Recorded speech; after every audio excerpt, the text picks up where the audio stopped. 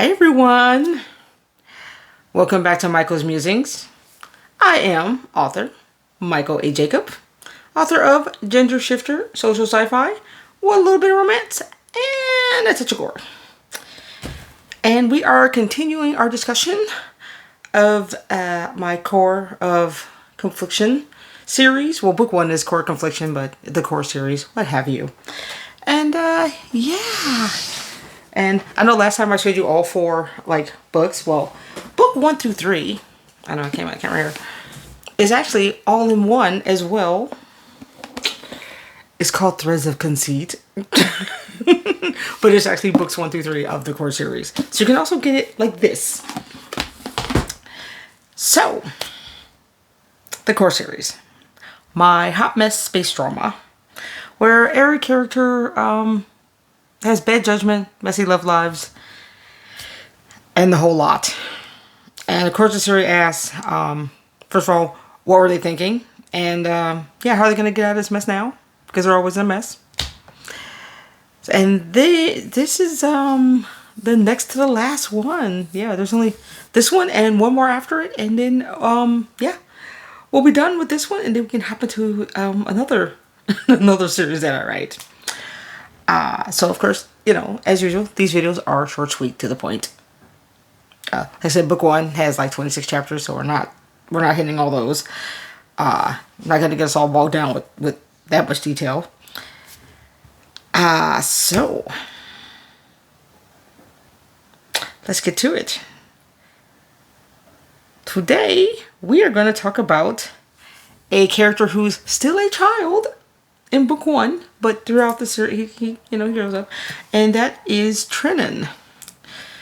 So, the first new litter of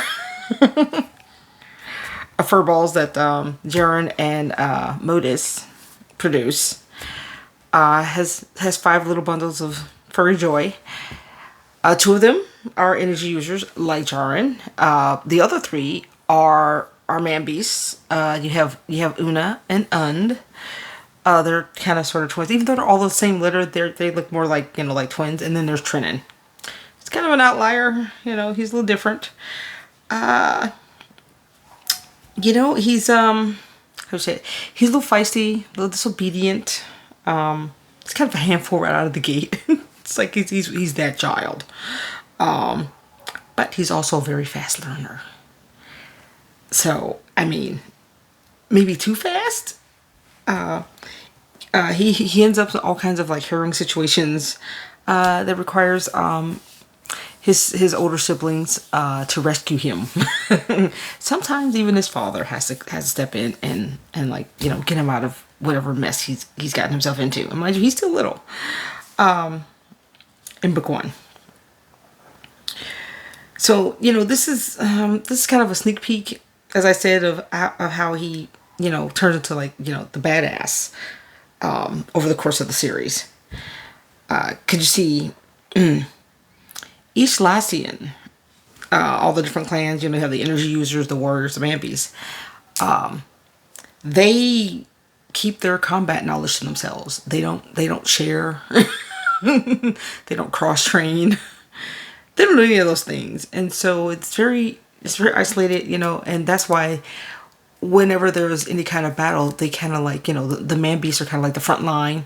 They go there. The energy users, they do the long range stuff, and then of course the warrior clans, the sword wielders, they're also pretty much on the ground, getting it, if you will. And then of course, Trinon, here comes Trinon. He's, he's actually kind of manipulative. He does a little pleading thing, and he gets each clan to teach him all different things, different maneuvers, different combat tips and tricks and stuff like that. And so because of this, he ends up being deadlier than pretty much any Lassian on the planet. Even at some point he's going to surpass his father, who's the leader of the man beasts. So like I said, he's like the outlier. He's born, and it's just kind of wait a minute, what's going on with this? What's going on with this kid? He's different. He's different than everyone else. Yeah, I said it. But the thing with Trinon is that sweet guy who gets you in trouble every time, and yet you keep falling for it. You just, it's like, he's such a sweet guy. I was like, oh my God, he's so nice. And, and he's always smiling, and, and he's just so friendly. Which, yeah, it kind of puts you off guard when he gets angry, because he goes for the jugular. Like, he doesn't tolerate injustice. He doesn't tolerate bullying. None of that. So, he's